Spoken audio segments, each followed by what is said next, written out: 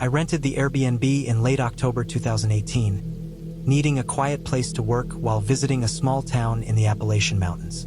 The town was slow, almost empty, with old brick buildings and narrow streets that climbed the hillside.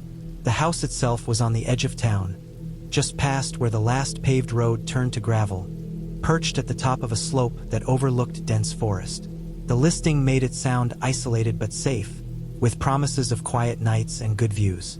I was alone and welcomed the distance from people. The house was an old two-story structure, built in the early 1900s, with a steep roof and wide wooden porches that creaked when walked on. The interior smelled of varnish and dust. The floors warped slightly underfoot, giving each step a hollow echo. Light from the small, high windows barely reached the far corners of the rooms. The furniture was sparse, functional rather than decorative, with a few old chairs, a wooden table, and a narrow bed in the upstairs bedroom. The first night was calm. The wind moved through the trees outside, rattling loose branches against the roof. I unpacked my camera gear, set up my laptop, and worked on editing photographs from my drive there. The quiet was almost total. The only sounds were the occasional call of a bird or the distant hum of a truck passing in town. I slept with the window cracked to let in fresh air, the pine-scented breeze carrying in faint sounds of the forest. On the second night, I woke around 1:30 a.m. to the sound of the back door creaking. The wind was calm, and the door was locked. I froze, listening. The sound stopped after a few seconds. I convinced myself it was the house settling, old hinges moving as the temperature changed. I checked the lock before returning to bed. It was secure. The next morning, I noticed small things out of place. The kitchen towel was folded differently. My boots were angled slightly away from the wall. I thought I might have done it myself without noticing. The mind plays tricks when you are alone in an unfamiliar space. I ignored it, attributing the movement to absent-mindedness. That afternoon, I explored the surrounding property. The backyard dropped into the forest, with trees crowded close to the house. Branches hovered near the windows, some scraping the siding slightly when the wind picked up. A thin trail led through the woods, trampled in the undergrowth, but it didn't seem recently used. It gave me the uneasy feeling of being observed, though I saw no one. That evening, I stayed inside, making dinner and reviewing my photographs. The sun had gone down, and the forest behind the house darkened quickly. Around 11 p.m., I heard the sound of footsteps on the porch. Heavy, deliberate, slow. They circled the house. I held my breath, listening as the sound moved from the front steps to the side, and then stopped. Nothing followed. No voices. No knocks. Just the impression of someone walking carefully. I did not sleep well that night. Every creak of the house drew my attention. Every gust of wind through the eaves sounded like movement. When morning came, I examined the porch closely. The boards were weathered but intact. Nothing appeared to have been disturbed physically, yet the feeling remained that someone had been there. On the third day, I decided to take photos of the interior. I set up long exposures in the hallway, capturing the narrow passage between the rooms. Reviewing the shots later, I noticed slight distortions in the images. Shadows that hadn't been visible when I took the pictures. Lines that didn't match the edges of the walls. Nothing clear enough to name, but enough to make me uneasy. The hallway itself remained cold, even with the heater on high. That night I heard it again. A scraping sound outside, near the side window. Long, slow drags, not random, like a branch moving in the wind, but consistent and deliberate. I waited, listening for further noise. The house responded with its usual creaks, amplifying the sensation of weight moving near the walls. I checked the door locks. Everything was secure. The fourth day, I noticed deep marks on the porch railing. They were vertical, gouged into the wood, spaced evenly, 8 or 9 inches apart, running along the length where someone would grip if they had pulled themselves up. Not tool marks, not natural damage from weather. I measured them roughly, around 8 feet high. The height made it clear a person, if they had made them, would have needed to stand on the deck or reach from a tree. Later that day, I walked the perimeter of the house.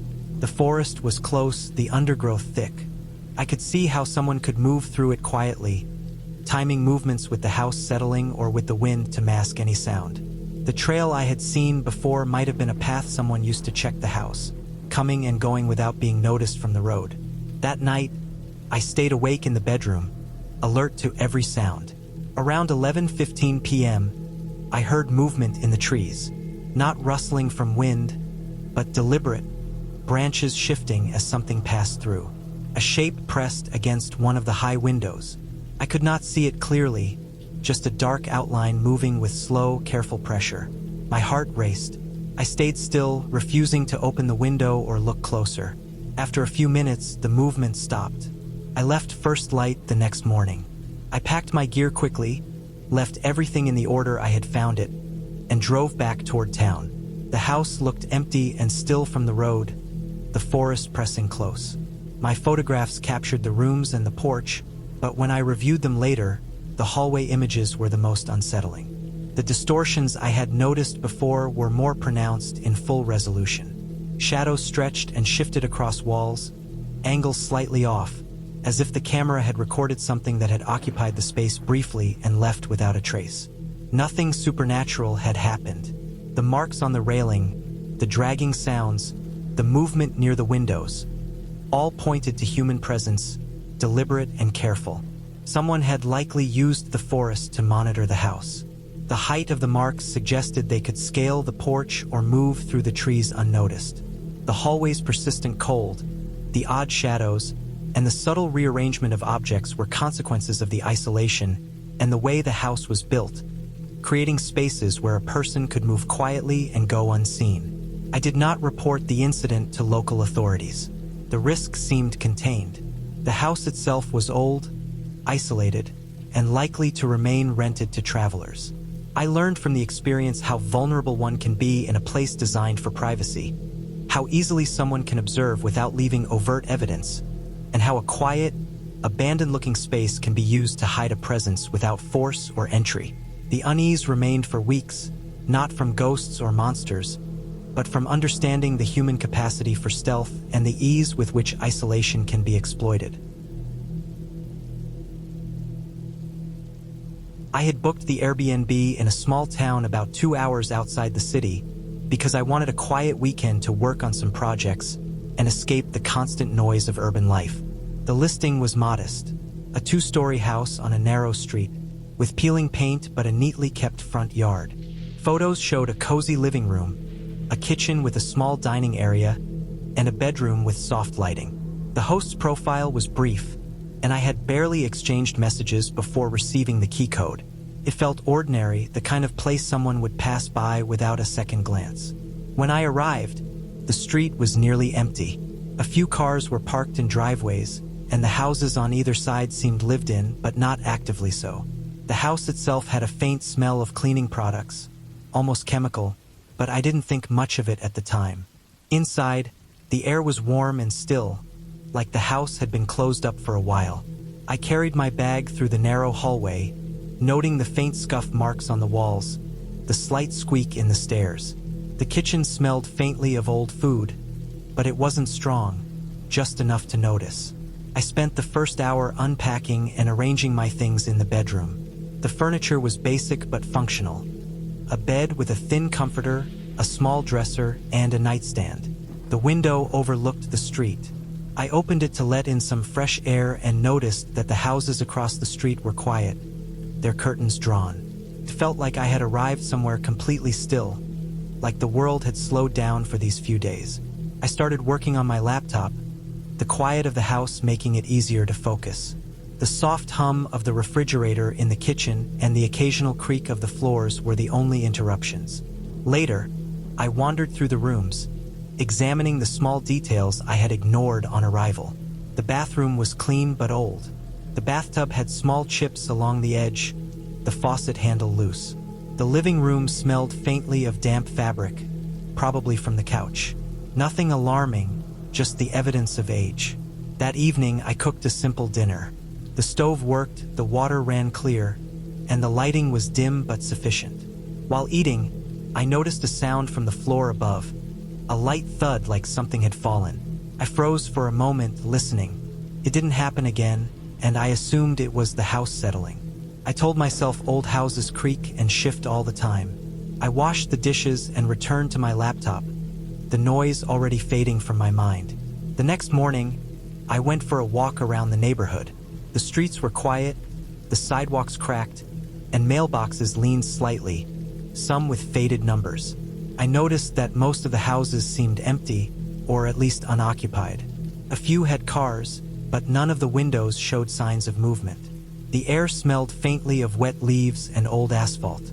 I returned to the house, feeling more isolated than I expected. Later that day, while sorting through some of the drawers in the kitchen, I found a stack of papers tucked behind a small box of utensils. They looked like old receipts and notes. Nothing seemed important, just grocery lists and bills from years ago. Still, I felt a prickling unease, the sense that I was intruding into someone else's space in a way I hadn't planned. I moved the papers back and decided not to dig further. That night, I went to bed early. The air was still, but there was a faint creaking overhead, like the floorboards above my head were shifting. I had a mild sense of unease, a feeling of being watched, though I knew it made no logical sense. I turned on a small bedside lamp and tried to focus on reading, but the sounds persisted. I eventually fell asleep, the noises blending into the background of the house. The following day, I tried to ignore it. I spent most of the morning working, but when I got up to stretch, I noticed the bathroom door slightly ajar. I was sure I had closed it. I closed it again and continued working. The unease was growing subtly, like a low pressure in the air. I started noticing small things. The closet door slightly open when I remembered closing it. The living room chair shifted from the way I had left it, a faint smudge on the countertop. Nothing conclusive, nothing that proved anything, but the accumulation felt deliberate, like someone had been moving things around while I wasn't looking. I stayed in the living room that night, laptop on my lap, the lights dimmed but enough to see clearly. Around midnight, I heard the softest footstep on the stairs above. It wasn't the creaking of the house, it was measured, deliberate. I froze, straining to listen. Another step followed, then silence. I couldn't see anyone. The house was still, but my heart was racing. I considered leaving immediately, but the thought of walking out in the dark on unfamiliar streets felt worse. I stayed put, moving only when I convinced myself it must be the house settling. The next morning, I decided to pack my things. I wanted to leave as soon as possible. As I gathered my bag, I noticed the bedroom window slightly open. I was sure I had closed it the night before. On the way out, I checked every door and window, all locked, all intact. Nothing was missing, nothing broken, but the feeling of intrusion remained. As I stepped onto the quiet street, I looked back at the house. It was still ordinary, nothing remarkable, nothing to draw attention. And yet, I couldn't shake the feeling that someone had been inside, unseen, watching, waiting. I never booked that Airbnb again. I don't know if anyone was there, if it was just my imagination, or if the house had small flaws that made it seem inhabited when it wasn't. But the experience lingered, a quiet, unnerving reminder of how a place can feel ordinary and familiar and still make you feel profoundly unsafe. The details, the shifted chair, the slightly open doors, the footsteps above, never left me. It was a horror that was real, plausible, and deeply human, because the threat never had to be visible to feel immediate. My sister and I rented the Airbnb because our mother had just died and we couldn't stand being in the house she died in. Everything there felt loud with memory. Every object had weight. February of 2020 was off-season on the Oregon coast, which meant cheap listings and empty roads. We wanted quiet without familiarity. Somewhere we could exist without being observed by people who knew us. The house sat on a bluff overlooking the ocean. From the front, it looked ideal. Wide windows facing gray water, waves breaking far below, a deck that wrapped around the second floor. From the back, it felt wrong. The trees pressed in too close. Tall pines rose almost flush with the siding, their branches angled toward the house as if shaped by wind over time. There was no clear yard behind it, just forest that started immediately at the back wall. The listing leaned into atmosphere. It mentioned local folklore in a joking tone, paired with photos of fog and driftwood. I didn't read much beyond availability and price. At the time, I didn't want to think deeply about anything. Inside, the house was narrow and vertical. Bedrooms upstairs, kitchen and living room below.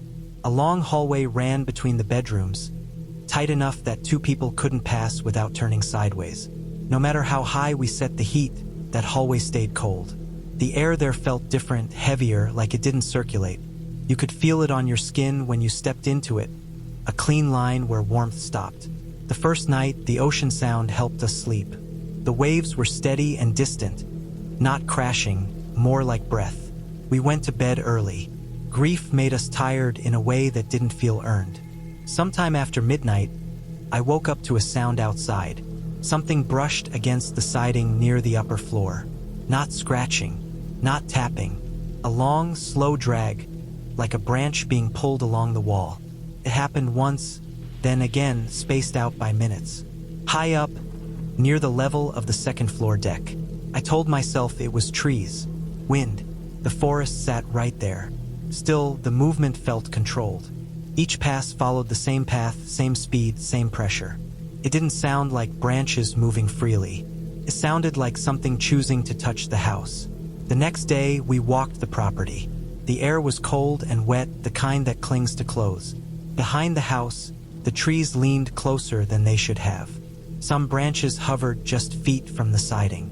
Others stretched toward the deck railing. It made sense how something could brush the wall. It didn't explain the rhythm. We noticed the railing on the second floor deck later, when the light shifted and caught the marks. Deep gouges carved into the wood, vertical and clean. Not splintered like storm damage. Not shallow like wear. Each groove was spaced evenly, running down the length of the rail at about 8 feet from the ground. Too high for casual damage. Too deliberate to ignore. We stood there longer than necessary, staring at them, both of us measuring the height without saying it. The marks lined up too well. Same depth, same spacing, like fingers dragged down hard. That night, the brushing returned. Same place, same pattern. Slow passes, then silence. I stayed awake, listening to the house respond with faint creaks, the sound traveling through the structure. The hallway remained cold, even with the bedroom doors closed. The third night was worse. The brushing started earlier, closer together. At one point, something heavier made contact, a dull thud against the siding, followed by that dragging sound again. The deck boards creaked faintly, just enough to notice. Not enough to sound like someone walking, but enough to suggest weight shifting. We checked the doors. Everything was locked.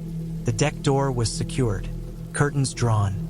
The forest outside pressed close to the windows, dark shapes against darker sky. In the morning, my sister looked wrong when she came out of the bedroom. Pale, distracted. There were pine needles tangled in her hair, caught near the scalp, not just resting on top. Fresh, green, still sharp. We both stood there, staring at them, neither of us moving to touch them at first. The bedroom window had been cracked open a few inches for air. Faced the trees. The deck ran directly past it. That was enough. We packed fast. No long discussion, just movement, bags filled without care. While loading the car, I messaged the host about the railing. The response came later, after we were already on the road. He said bears sometimes stood up to look inside. He framed it casually, like a known quirk of the area. He didn't address the needles. The explanation didn't hold. Black bears could stand, yes, but the spacing of the gouges was wrong. Too even, too precise. Bears clawed and tore. These marks were straight, measured, repeated. Bears also didn't brush siding slowly for hours, night after night, in the same controlled way. And bears didn't leave pine needles in someone's hair without causing far more damage. The more likely explanation came together as the shock faded. The trees behind the house created easy access to the second floor. A person could move through the branches, step onto the deck without being seen from the road. The brushing wasn't random. It was testing. Contact without entry. The gouges were from someone gripping the railing repeatedly, maybe pulling themselves up, maybe standing there often enough that the wood gave way under pressure. The cold hallway made sense too. Poor insulation. Exterior wall closest to the forest. A space where sound carried differently, where temperature dropped fastest. The folklore mentioned in the listing wasn't about ghosts. It was about stories meant to soften real danger. A way to make isolation feel charming instead of risky. We didn't report it publicly. February 2020 swallowed everything soon after, and travel stopped being part of normal life. The listing stayed active the last time I checked. Nothing supernatural happened in that house. No creatures. No mis. Just a place built too close to cover, rented cheaply to people who wanted to disappear for a while, and someone who knew how to move through trees quietly, patiently, without forcing a door. I booked the place for a photography project. I was focusing on abandoned towns and rural decay, places that looked forgotten but still held signs of use. November of 2019 gave me the light I wanted. Low sun, long shadows, muted colors. I went alone because I worked better that way and because the budget was tight. The Airbnb was an old farmhouse somewhere in the Midwest. Flat land, long gravel roads, no nearby towns I could see on the map without zooming in. The listing photos were sparse. White siding worn thin, a porch with peeling paint, open fields on all sides. The host only sent short messages. Clear instructions for the key. A warning not to use the barn. No explanation. The drive took longer than expected. Cell service dropped miles before I arrived. The road narrowed and the land flattened into a wide, empty stretch broken only by fence posts and dead corn stalks left standing from the last harvest. The farmhouse sat alone, a dark shape against a gray sky. The barn stood farther back, larger than the house, its roof sagging in the middle. Inside, the house smelled like old wood and dust. The heat worked but felt uneven, warm near the vents and cold in the corners. The floors creaked constantly. Every step made a sound. Even standing still, the house shifted and popped as the temperature changed. That part didn't bother me. Old houses made noise. The layout was simple. Living room, kitchen, a narrow hallway, 2 bedrooms, 1 bathroom. The furniture was mismatched but clean. The mirrors stood out right away. 1 in the hallway, 1 in the bedroom, 1 above the bathroom sink. None of them fit their surroundings. The frames were different styles and ages. The hallway mirror had ornate trim that didn't match the plain walls. The bedroom mirror reflected a window that didn't exist in that room. The bathroom mirror showed tile patterns that didn't line up with what was around it. At first, I assumed renovations. Old houses got parts replaced over decades. Mirrors broke. People reused what they had. Still, the effect was strange. When I looked into them, the rooms behind me felt wrong. Not distorted, just unfamiliar, like looking into a similar house that wasn't quite this one. I spent the first day scouting the area. The land was quiet. No traffic. No people. Wind moved through the fields with a low hiss. I took photos of the house from different angles, of the barn from a distance, of the fence lines fading into the horizon. As the light dropped, the sky turned flat and colorless. That night, at exactly 11:47 p.m., dogs started barking somewhere outside. I checked the time because the sound woke me. The barking came from far off, always the same distance, loud enough to hear clearly but not close enough to pinpoint. Multiple dogs. The sound lasted a few minutes, then stopped at once. The second night, it happened again. Same time, same duration. I stayed awake waiting for it. When the clock hit 11:47, the barking started. Felt controlled. Not random, like a signal. I never saw the dogs during the day. No tracks near the house. No movement in the fields. The host hadn't mentioned neighbors or animals. The land looked empty. During the day, I worked inside the house. I photographed textures, corners, the way light fell through the windows. I took shots of the mirrors because they caught my eye. I used a tripod and long exposures to pull detail from the low light. I checked each frame on the camera screen. Everything looked normal at the time. By the third day, the barn pulled at my attention. The warning not to use it sat in my head without context. The structure itself showed more wear than the house. Boards warped and darkened. The door hung uneven, secured with a simple latch. No locks, no signs posted. I told myself I would just look. I wanted exterior shots anyway.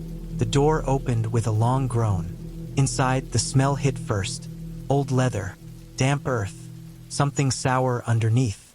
Light filtered through gaps in the boards, thin lines cutting across the space. The barn was mostly empty. Dirt floor, broken tools along one wall. Then I saw the shoes. They were piled along the far side, arranged in loose rows. Dozens of them. Boots, sneakers, dress shoes, sandals. All sizes, all worn, none matched. No pairs, no boxes. Just shoes, scuffed and dirty, some with dried mud still caked on the soles. I stood there for a long time, breathing shallow, listening to the wind move through the boards. The scene felt deliberate. Not trash, not storage. The shoes had been placed, not dumped. I thought about seasonal workers, migrant labor, people passing through, leaving behind what they didn't need. The Midwest had farms, processing plants, temporary work. Shoes wore out. People moved on. The host might have collected them for reasons I didn't understand. It was still unsettling, but it stayed within the bounds of reality. I left the barn and closed the door. I didn't go back. That afternoon, I packed my gear and decided to leave early. The place no longer felt like a subject. It felt like a presence I didn't want to spend another night around.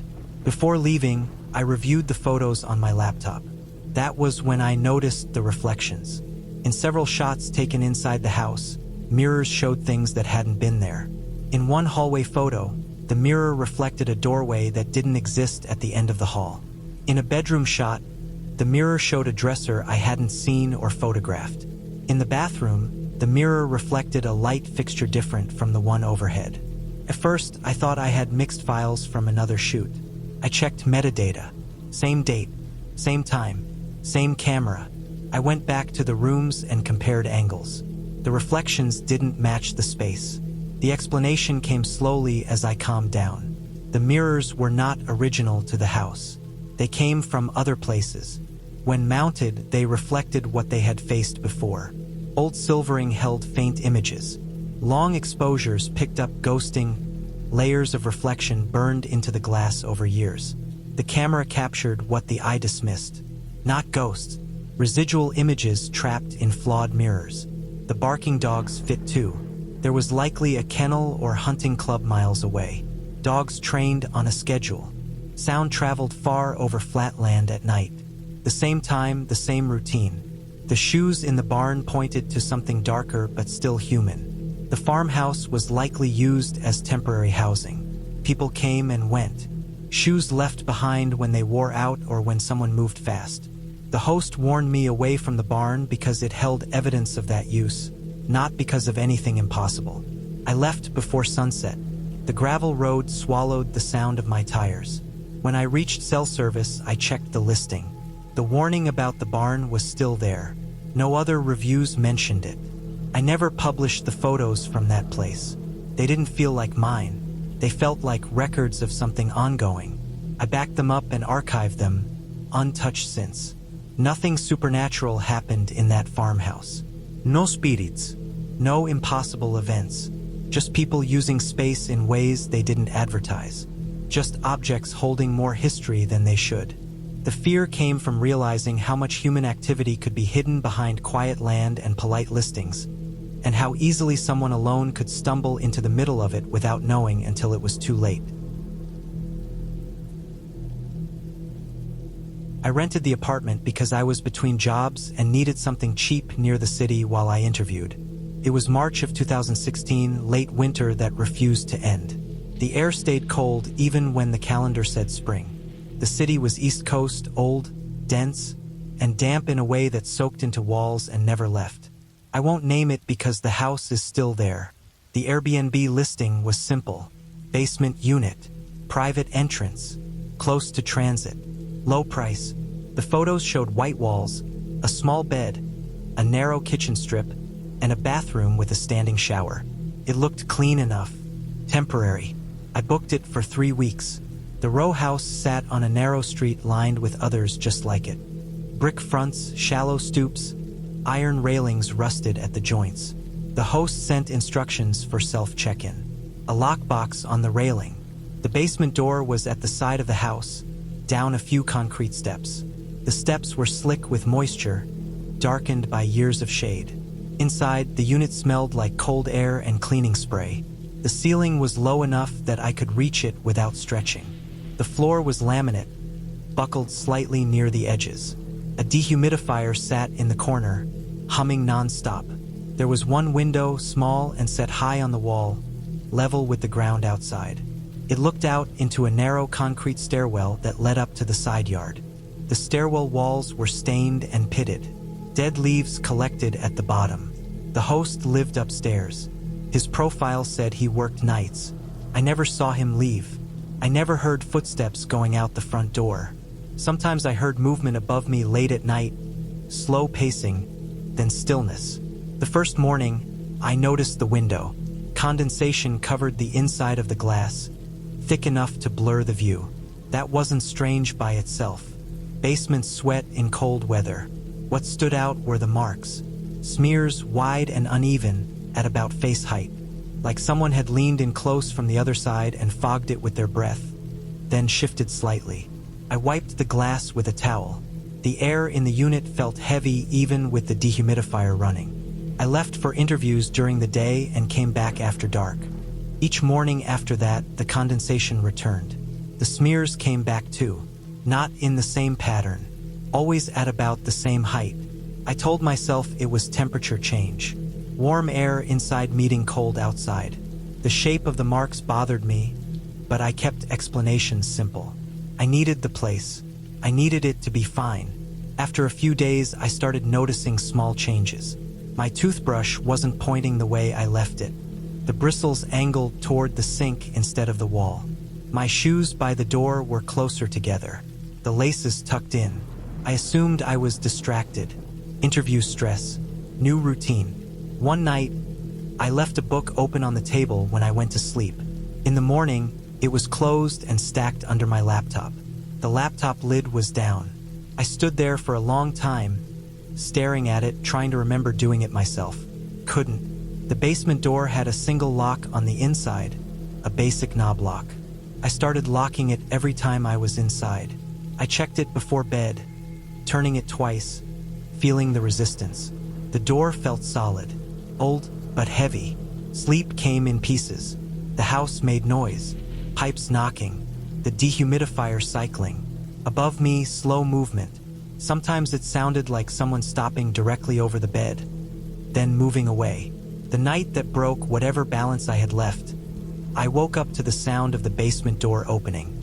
Not a slam, not a rattle, a slow, controlled movement. The change in air pressure woke me before the sound registered. Cold air slid across my face. The smell shifted, bringing in something like wet concrete and outside dirt. I lay still, staring at the ceiling. The bed creaked softly as I breathed. The door stopped moving. No footsteps followed. No sound of anyone entering. Just the open door and the quiet. I waited.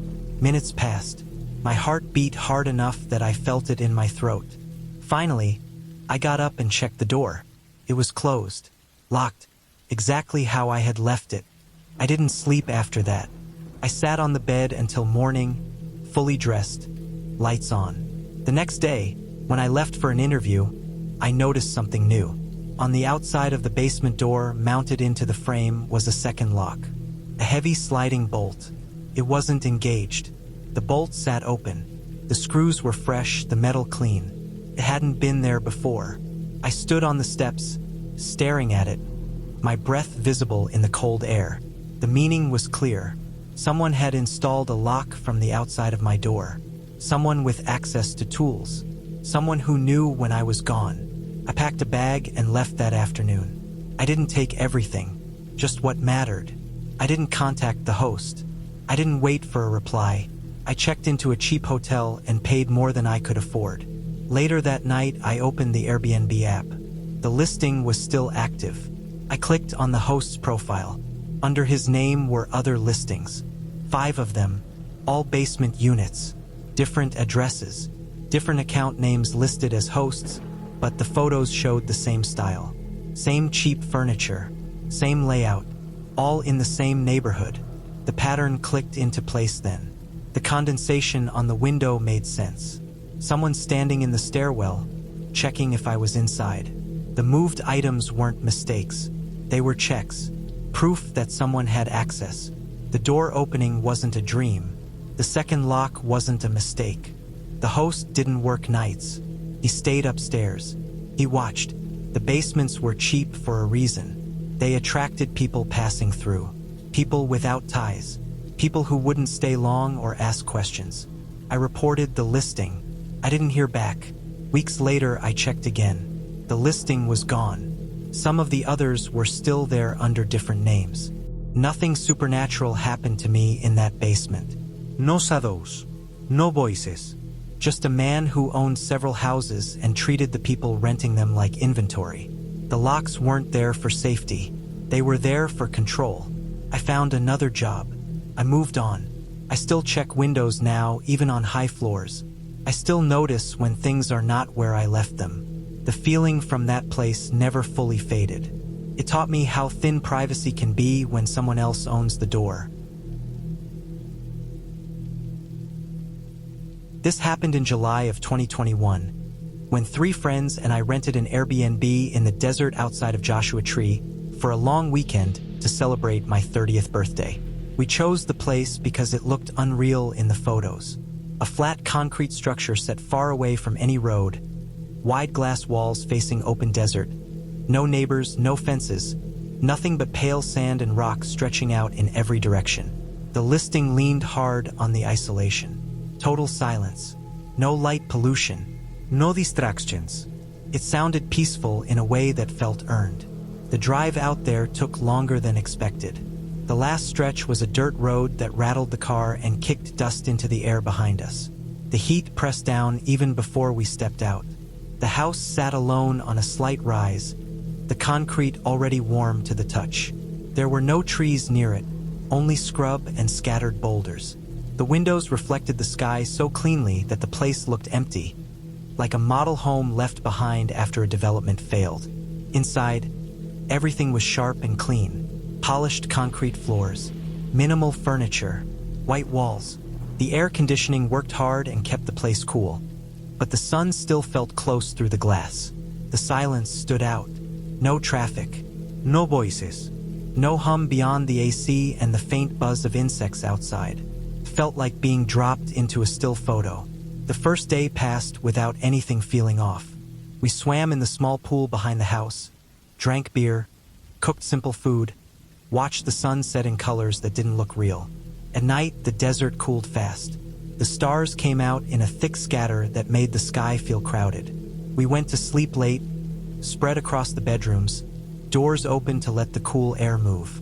I woke up at 2:10 a.m. because everything shut off at once. The AC stopped. The low background noise disappeared. The sudden quiet snapped me awake. The dark felt heavier without the soft glow from the outside lights. I lay there for a moment, waiting for the power to return. Didn't. Then the motion lights outside started turning on. One at a time, not all at once. One along the side of the house, then another near the back, then one closer to the front. Each light stayed on just long enough to cast a wide, pale circle on the sand before shutting off again. The pattern felt slow and deliberate, like something moving around the house at a steady pace. I got out of bed and looked through the window. The desert beyond the light stayed black. Nothing moved in the open space. I told myself it was an animal. Coyotes were common out there. The listing even mentioned them. The solar system probably tripped. It all had explanations if I kept them shallow. I pulled on shorts and stepped outside barefoot to find the breaker box mounted on the side of the house. The ground still held heat from the day. The air smelled dry and mineral, like dust and stone. The motion light snapped on near me, flooding the wall with white light. That was when I saw the sand. The ground around the house wasn't marked with tracks the way I expected. There were no clear paw prints, no shoe marks. Instead, there were long, dragged areas, wide and uneven, like something heavy had been pulled across the surface again and again. The sand was smeared, not pressed. The lines overlapped and curved around the building. They came close to the walls in places, then veered away. I stood still and listened. The desert made almost no sound.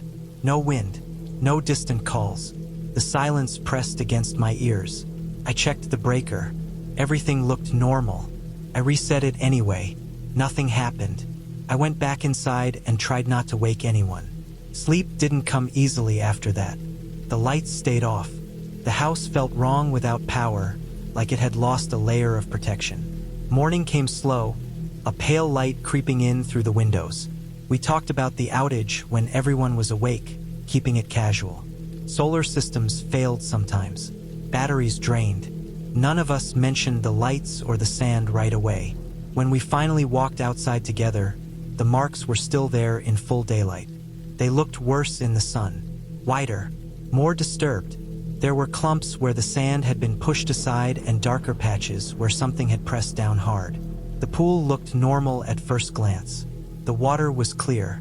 When one of us checked the filter, it was packed with coarse hair. Thick clumps of it, tangled and matted, stuck in the intake. It wasn't human hair. Too rough, too uneven. None of us owned pets. We checked shoes, towels, everything. There was no source inside the house. We messaged the host and sent photos. The reply came back short and calm. They said animals wandered through the area sometimes, mostly coyotes. They said the system probably glitched. They didn't acknowledge the hair beyond that. The response felt practiced. The second day passed under a low tension none of us named. We stayed closer together. We kept the doors locked even during the day. The power came back mid-afternoon without explanation. The AC kicked on like nothing had happened. The house returned to its clean, quiet state, but the sense of being watched didn't leave. That night, I woke up again, not to silence this time, but to a sound that didn't belong. Came from below the floor, a slow, wet breathing sound. Not loud, not frantic, steady. It moved.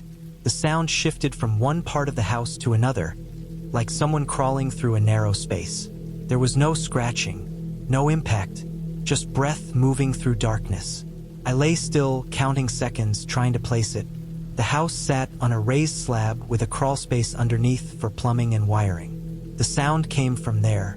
It paused under the bedroom, then continued toward the living area. The floor felt solid, but the idea of space beneath it made my skin tighten. The breathing went on for minutes. It never rushed. It never stopped long enough to feel gone. I could tell when it moved closer, when it drifted away. At some point, it reached the far end of the house and faded. No one slept after that. We packed before dawn without speaking much, hands shaking, eyes scanning the windows. The desert outside looked the same as it had when we arrived. Open, empty, indifferent.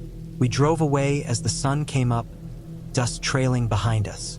Later, back in the city, the experience settled into something easier to handle. Stress, isolation, animals. But it didn't sit right. 2 months later, I searched for the listing again. It was gone. No reviews. No archive. Nothing. The house still existed on satellite images, but it was no longer offered. I kept thinking about the crawl space, about how remote the place was, about how easy it would be for someone to access a structure like that without being seen. Desert houses like that often attracted squatters, drifters, people avoiding attention. The dragged sand made sense then. Someone pulling themselves along to stay low. The hair in the filter could have come from blankets, from clothing, from someone washing out there at night. The breathing fit too. A person hiding, moving when they thought we slept, relying on the silence the listing advertised. The host's response made more sense in that light. Denial was easier than liability. Removing the listing solved the problem without admitting it existed. Nothing supernatural happened out there. No creatures. No unexplained forces. Just a place built to feel isolated, and someone using that isolation to stay hidden. The desert didn't protect us. It hid the truth in plain sight. I had booked a small cabin through Airbnb in the outskirts of Colorado, somewhere outside Estes Park, for a weekend getaway. I had just finished a brutal 2-month project at work, and all I wanted was silence and solitude. I didn't care much about luxury or scenery. I just wanted a place where no one knew me, a place where I could disconnect entirely. The listing seemed perfect. A tiny wooden cabin tucked away in the forest, a stone's throw from a small river, with a description emphasizing privacy and quiet. The photos showed a rustic, single-story cabin with a porch, a fire pit, and a forest behind it. I booked it immediately. I arrived around 7 in the evening after a long drive from Denver. The last 30 miles were through winding mountain roads, narrow, uneven, with patches of loose gravel. My phone lost signal long before I reached the cabin, and I realized how isolated the place actually was. By the time I pulled into the gravel driveway, the sun had already dipped behind the trees, leaving long shadows stretching across the forest floor. The cabin's exterior was exactly like the photos. Dark wood, simple construction, a few windows with dim yellow lights spilling out, giving the impression someone was home, though I knew I would be alone. The front door was unlocked, as instructed in the Airbnb notes. I pushed it open, and a smell of cold wood and something faintly earthy hit me. It wasn't unpleasant, just old. I flicked on the light switch, and a single dim bulb above the doorway flickered to life. The cabin was small, a single room that served as the kitchen and living area, a narrow hallway leading to the bedroom, and a bathroom so small I had to squeeze past the door frame. Everything looked functional but neglected. The wood floors creaked under my weight, and a layer of dust had settled on the shelves. I set my bags down and walked around, inspecting everything. The kitchen had a small fridge, a hot plate, a kettle, and a stack of dishes that looked like they hadn't been used in months. I opened the cupboards. They smelled faintly of mildew. The bedroom had a queen bed, a thin mattress, and blankets folded neatly at the end. The bathroom smelled damp, like the pipes had been leaking at some point. I made a mental note to avoid the drain. It gurgled when I ran the sink. After a quick dinner I had packed, I stepped outside onto the porch. The forest was dense, and the river was barely visible through the trees. I could hear the water trickling over rocks, the occasional bird calling, and nothing else. The isolation was comforting at first, the kind of quiet you never get in the city. I sat on the porch swing, thinking about how nice it was to just be alone. Then I noticed it. Movement. At first, I thought it was a shadow from the trees swaying in the wind, but then I caught a glimpse of something crouched low, moving between the trees about 50 feet from the cabin. It was dark, so I couldn't make out details, but it moved in a way that didn't seem like an animal. It wasn't running. It was almost crawling, low to the ground, shifting quickly but cautiously. My first thought was someone was following me, maybe a local drunk or a hiker who had lost their way. But why here, so deep in the forest? I stood up slowly and scanned the tree line, but it had vanished. I tried to calm myself. Maybe it was a deer, maybe it was nothing. But the more I stared into the darkness, the more uneasy I felt. I went back inside, locked the door, and tried to distract myself by reading a book I had brought. But I couldn't shake the feeling that someone, or something, was out there. The air felt heavier, like it was pressing down on me, and every small sound from the forest made me jump. I checked the locks again, double-checked the windows. Everything seemed secure. Around midnight, I decided to get some sleep, even though my nerves were frayed. I left the porch light on, lay under the blankets, and stared at the ceiling. Then I heard it, a faint scraping sound against the side of the cabin. Not a knock, not a thump, but a soft, dragging noise. It lasted maybe 10 seconds, then stopped. My heart raced. I held my breath, listening, straining to hear any repetition. Nothing. The forest was quiet again. Couldn't stay there. I grabbed my phone, even though there was no signal, and checked the Airbnb listing again for the host's number. No phone number provided, only messages through the app. I sent a frantic note explaining I felt unsafe and asking for advice. No reply. I realized then that I was completely alone and completely cut off. The rational part of my mind told me it was probably just a raccoon, a deer, or maybe the wind dragging branches. But I couldn't shake the feeling of being watched. I stayed awake until dawn, sitting on the bed, flashlight in hand, listening to every sound. At some point, I dozed off for a few minutes, but every little sound made me jolt awake. By 5:30 a.m., the forest began to lighten. Shadows retreated, and the world looked safer in the pale gray morning light. I cautiously stepped outside, scanning the perimeter of the cabin. Nothing.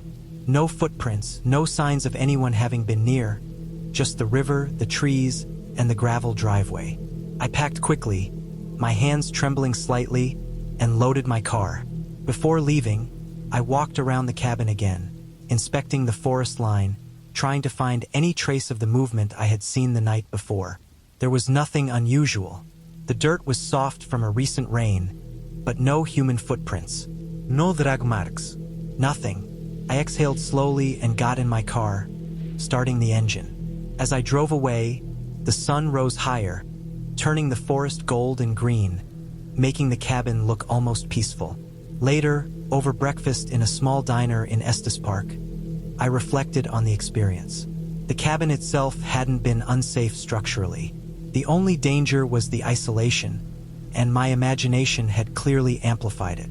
I realized that being completely alone in a place where I couldn't call for help had made me hyper-aware of every little sound, every shadow, every rustle. In the daylight, it was almost funny, but I wasn't going to test that fear again. I made a mental note. Next time, I would book a place closer to town, or at least somewhere with neighbors nearby. Even now, weeks later, I think about that night. Not the fear of what I might have seen, but the realization that isolation can make ordinary things feel threatening. The cabin was still beautiful in photos, and the river was still peaceful. But I would never stay somewhere so cut off again, and I learned to trust my instincts. Sometimes the real danger isn't a person, a monster, or anything out of the ordinary. Sometimes it's just being too alone in a place where you can't call for help. I had been looking for a place far from the city, somewhere I could disappear for a few days without anyone knowing where I was. I found a small cabin listed on Airbnb tucked into the mountains of Vermont. The photos were sparse. A wooden cabin surrounded by tall pines, a fire pit in the front, and a narrow dirt road that led to the property. The host's description promised complete privacy, and the price was low enough to feel like a lucky find. I booked it without hesitation. The drive up was long and quiet. I left Boston late in the afternoon and reached the start of the mountain road around 5. The last 12 miles were on gravel, twisting between dense clusters of trees, the sunlight dimming as I climbed higher. My phone lost signal early, and I realized I wouldn't have any contact with the outside world until I returned to the main road. By the time I saw the cabin, the sun was just touching the horizon, casting the woods in amber and long shadows. The cabin looked exactly like the photos, though smaller in person, with a single porch light glowing. I parked in the small clearing in front, got out, and felt the cool air settle around me. The door was unlocked, as instructed. I stepped inside and was immediately hit by the smell of old wood and something earthy, like damp leaves pressed into the floorboards. The interior was simple. A main room with a small kitchenette, a sofa, and a wood stove. A narrow hallway led to the bedroom, and a bathroom took up a corner of the cabin. The walls were plain, the windows were covered in thin curtains, and the floors creaked under each step. Everything was clean, though aged, with scratches on the wood counters and slight discoloration on the walls. I set my bag down and walked slowly through the space, trying to absorb the quiet. It was heavier than I expected, the kind of silence that made the smallest noises feel amplified. I unpacked a few essentials and set a pot of water to boil. The kitchen smelled faintly of mildew, the kind that comes from closed spaces left untouched for months. The kettle rattled on the stove as it heated, echoing through the cabin. I realized then how sensitive I had become to every sound. The creak of the floor, the wind brushing against the roof, the distant rush of a stream I could just make out through the trees. The isolation was profound, deeper than I had anticipated. I decided to step outside before night fell completely. The forest pressed close to the cabin, the trunks thick and unbroken, and the underbrush was thick enough that I couldn't see more than 20 feet in any direction. I could hear the river nearby, water running over rocks, the sound crisp and cold. Birds chirped in the distance, and a faint rustle of movement among the trees suggested some wildlife was stirring. I watched for a while, feeling both comforted and uneasy. I was alone, completely alone, and the forest reminded me of that in every whisper of wind and every shadow stretching across the clearing. As darkness approached, I lit the stove and settled on the sofa. The cabin was lit with a soft glow from the stove and a single lamp on a side table. I tried to focus on a book I had brought, but every small sound made me tense. A branch scraping against the cabin wall, the wind shifting in the trees, the river's constant murmur. All of it felt sharper in the dim light. I realized I was imagining shapes moving just beyond the window, though nothing ever appeared. My mind was racing, my body alert in a way it hadn't been in years. Around 10, I decided to go to bed. The bedroom was small, with a mattress on a simple frame, blankets folded at the foot.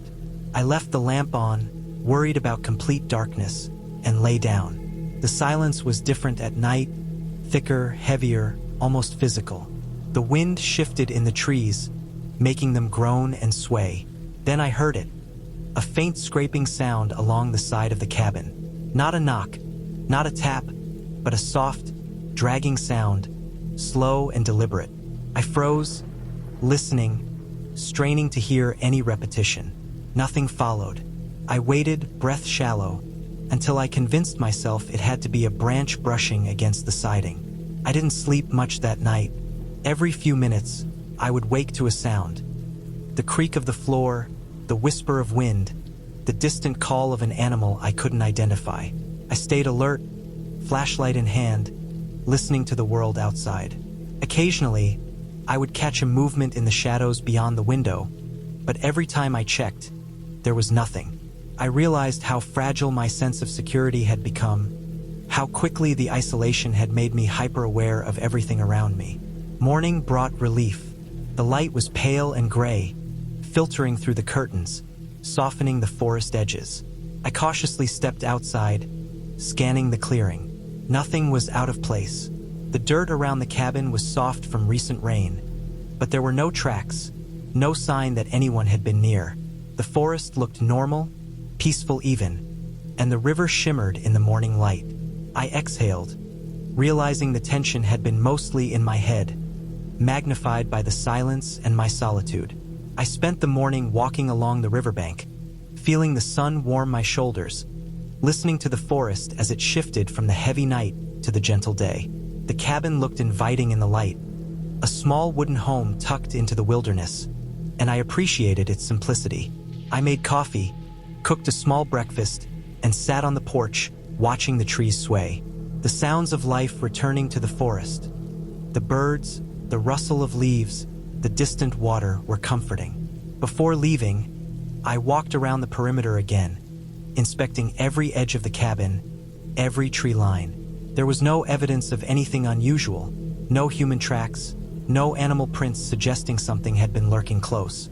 I felt a sense of relief I hadn't expected, a satisfaction in knowing that the fear of the night was just that. Fear. The isolation had made me imagine threats that weren't there, but it had also shown me something about myself, how quickly my mind could escalate small signs into danger when there was no one else around. I packed the car slowly, savoring the last moments of solitude, and took one final walk along the river. The forest was quiet in the best way now, a natural world indifferent to human presence. Driving down the gravel road, back toward the main highway, I felt a sense of accomplishment, not from surviving the night, but from facing the intensity of my own fears and seeing them pass. The cabin had been everything I needed. Quiet, isolated, and real. It had tested me, unsettled me, and reminded me that sometimes the scariest things are not people or animals or danger, but the mind alone. By the time I reached the highway, sunlight was full on the mountains, the forest alive and bright. I looked back once at the clearing where the cabin had disappeared among the pines. It was still there, small and unremarkable, waiting for the next visitor. I had faced the night, and I had left with a clear understanding of both the forest and myself. The experience was intense, even frightening, but it was real, grounded, and complete. I drove away knowing I had left that fear behind, intact and stronger, ready for the world outside the trees. I needed a break from the city, from my job, and from everyone who knew me. I had been working almost non-stop for months, moving through deadlines and meetings like a machine. My anxiety had grown steadily, a dull, persistent hum in my chest that no amount of running or meditation seemed to silence. So, on a Tuesday afternoon in late September, I booked a small cabin through Airbnb somewhere in upstate New York. The listing was minimal, just a single photo showing a wooden cabin in the middle of a forest clearing, a gravel driveway, and the barest hint of a pond off to the side. No town name, just a pin dropped somewhere north of Albany. The price was reasonable, and the idea of a quiet few days alone in the woods, with nothing but the rustle of leaves and the occasional bird call, was too tempting to pass up. The drive there was long and progressively more tense. GPS worked only intermittently. The last 30 miles were down winding, narrow roads that climbed and dipped sharply. Trees pressed in on either side, their branches brushing against the car in the wind. There was a moment where the road disappeared into darkness, and I had to rely entirely on the dim headlights. My phone died somewhere halfway, leaving me with no music, no directions, and no way to call anyone if something went wrong. I told myself it didn't matter.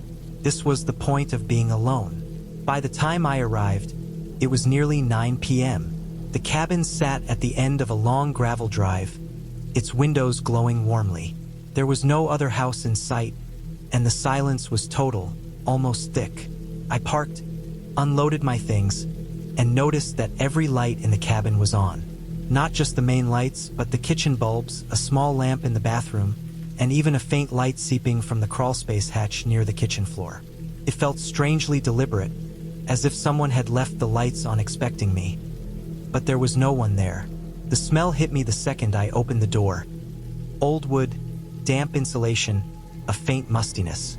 Nothing rotten, nothing that immediately screamed danger, just the smell of age.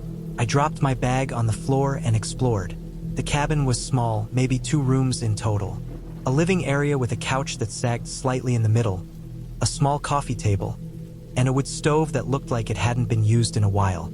There was a tiny kitchen corner with a stove, a sink, and cabinets that creaked ominously when opened. The bedroom was sparse, a single bed with a thin quilt and a nightstand. Everything was clean enough, but I noticed small signs of neglect. Dust collecting on the corners of picture frames, a few cobwebs near the ceiling, and the wallpaper peeling slightly near the floor. It wasn't unsafe, but it didn't feel like anyone had been here regularly. I unpacked quickly, made a cup of tea, and tried to settle in. At first, it was exactly what I wanted. Peace, quiet, and solitude. But as the hours passed, I started to notice small, unsettling things.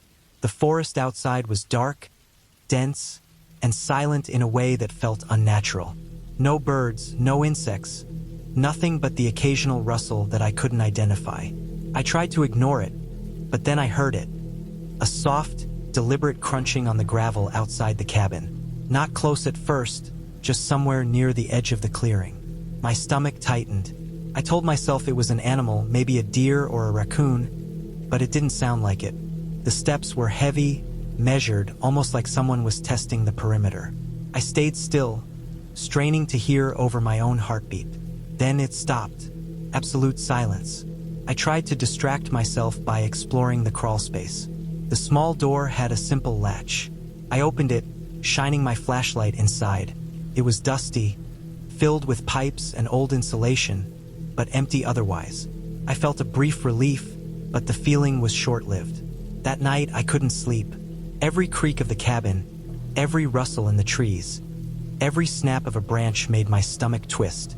I told myself I was overreacting, that this was what isolation did to a person, that I had just been stressed too long. Still, I couldn't shake the sense that I was being watched. The next day, I decided to take a long walk around the clearing and the edge of the pond. The water was dark and still, reflecting the gray sky. I wandered into the forest a bit, trying to reassure myself that there was nothing out there except trees and maybe the occasional deer. That's when I saw it. Faint footprints in the mud, human footprints, coming from the edge of the trees and disappearing into the brush on the other side. They weren't fresh, but they were recent enough to make me uneasy. No one else was supposed to be around for miles. I followed them briefly, then decided it wasn't worth it. I didn't know who it could be, and the thought of encountering someone or something I didn't know scared me more than the idea of being alone. I spent the afternoon cleaning the cabin, trying to make it feel more like my own space. I moved furniture slightly, swept the floors, and wiped down the counters. It helped slightly to see my own mark on the place. When night came again, I kept every light on this time, double-checked the locks, and kept my phone close even though it had no signal. I went to bed eventually, exhausted, and slept in short bursts. Every time I woke, I listened, tense, waiting for the crunching sound to start again. By the third day, I realized something.